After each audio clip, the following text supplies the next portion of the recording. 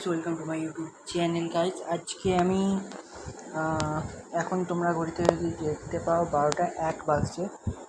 আমি তোমাদের দেখাবার চেষ্টা করছি, বাট এখান থেকে করানো যাবে না ক্যামেরাটার কারণে। আমি ফোনে রেকর্ডিং করছি। তোমরা যদি দেখতে চাও দেখে নিতে পারো। 12টা 1 আর আমার ঘরের অবস্থা খুবই খারাপ। যাই হোক, তোমাদের যেটা বলার কথা, আজকে গিয়েছিলাম বাসন্তী পুজো, যেটা পুরোপুরি দুর্গা পুজোর মতনই হয়। আমাদের এখানে গ্রামাঞ্চলের দিকে একটু বেশি হয়, আর আমি যেখানে থাকি সেখানে শহর, সেখানে হয় না। তাই আমরা অনেকটা দূরে গিয়ে গঙ্গা পার করে গিয়ে আমরা করেছিলাম। অ্যান্ড দেন আমি জানি না এটা রাস্তা দিয়েও যাওয়া যায় হয়তো, বাট অনেক টাইম লাগতো। সো সেই জন্য গঙ্গা পার হয়ে গিয়েছিলাম। অ্যান্ড চলো আমরা এখন পুজোর দিকে যাওয়া যাক, বাসন্তী পুজোর দিকে। আর বাসন্তী পুজোয় অনেক কিছু ক্লিপও দেওয়া হয়েছে, অ্যান্ড নিউজ কভার করেছিল কোনো একটা লোকাল নিউজ চ্যানেল, বাট সেই নিউজ চ্যানেলে এখনও পর্যন্ত কোনো পোস্ট করেনি। রাত 12টা বেজে গেছে, তো আমি ওই জন্য ভিডিওটা এখনই রেকর্ডিং করে তোমাদের সামনে দিচ্ছি। অ্যান্ড আরেকটা ভালো খবর হচ্ছে, এখানে বাউল গানও হয়েছে। যখন আমি যে গঙ্গার ঘাটে ছিলাম, তো সেখানে বাউল গানও আমাদের দেওয়া আছে। সো বাউল গানটাও তোমরা দেখতে পাবে। সো যেগুলোকে বেসিক্যালি ফক সং বলা হয়, তোমরা যেগুলো বেসিক্যালি ফক সং বলো, সেই সব ভিডিও করা হয়েছে। অ্যান্ড তার জন্যই আমি এই ভিডিওটা বানাচ্ছি। অ্যান্ড বাসন্তী পুজো কীভাবে হয়, দুর্গা পুজোর মতনই বাসন্তী পুজো হয়। এর বিশেষত্ব হচ্ছে রাম এই পুজোটা করেছিল। আর আমরা যে পুজোটা করি সেটা হচ্ছে এটা বসন্তকালে হয় বলে এটার নাম হচ্ছে বাসন্তী পুজো। সো চলো, লেটস গো। দেখা যাক, বাসন্তী পুজো দুর্গা পুজোর মতনই পুরো আনন্দ উৎসব হয়, অ্যান্ড সেটাই তোমাদের সামনে আজকে আমি তুলে ধরলাম। সো চলো গাইস, দেখা হচ্ছে পুজোতে।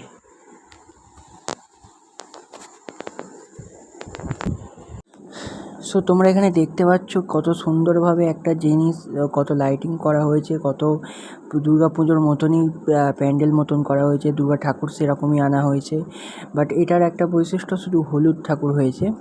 অ্যান্ড কত সুন্দর লাইটিংও আছে। আর এটা রাস্তা দিয়ে যাওয়ার সময় ভিডিও বানাচ্ছি, এটা আসার সময় ভিডিও বানানো হয়নি।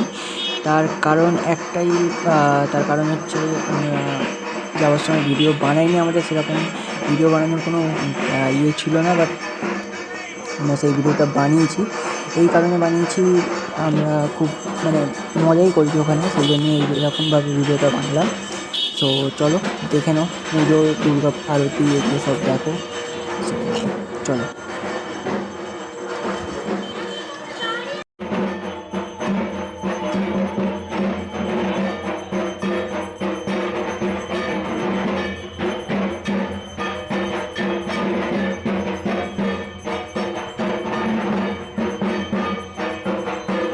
তোমরা এখানে দেখতে পাচ্ছ কত লোকে এসেছে, কত লোকে নাচানাচি করছে, কত ঢাক বাজছে, কত লোকে এসছে শুধুমাত্র পুজো দেখার জন্য গাইস। এরকম অনেকটাই হয়েছে। আর এখানে অনেকেই ঢাক ঢোল বেজেছে, অনেক ক্যামেরাম্যানও এসেছিলো, অ্যান্ড ফটোগ্রাফারও অনেকেই এসছে। সো চলো, দেখো তোমরা আরও ভালোভাবে পুজো দেখতে পাবে আরও অনেক কিছু।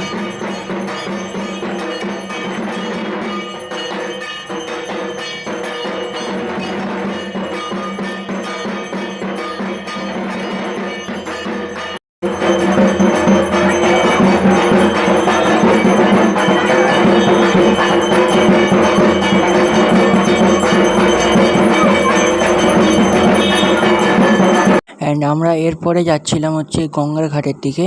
অ্যান্ড দেন তারপরে আমাদের সামনে এলো ফোক সঙের গ্রুপ।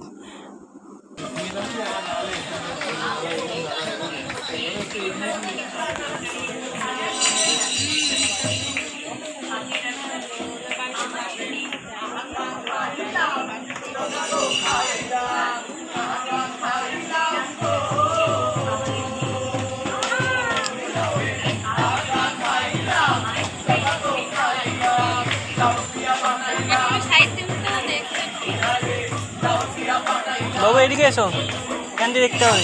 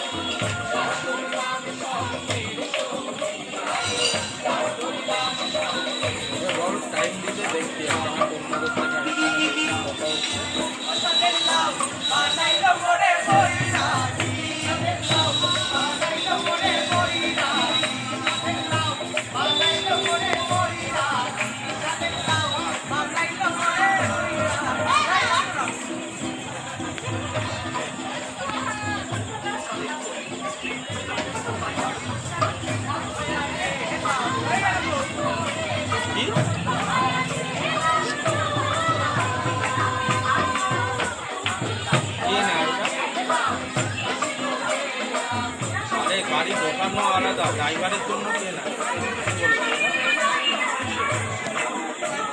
কে নিচ্ছে,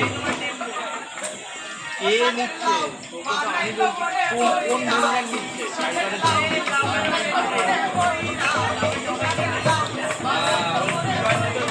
তোদের পাড়ার ওই মোটা নিচ্ছে তাই তো?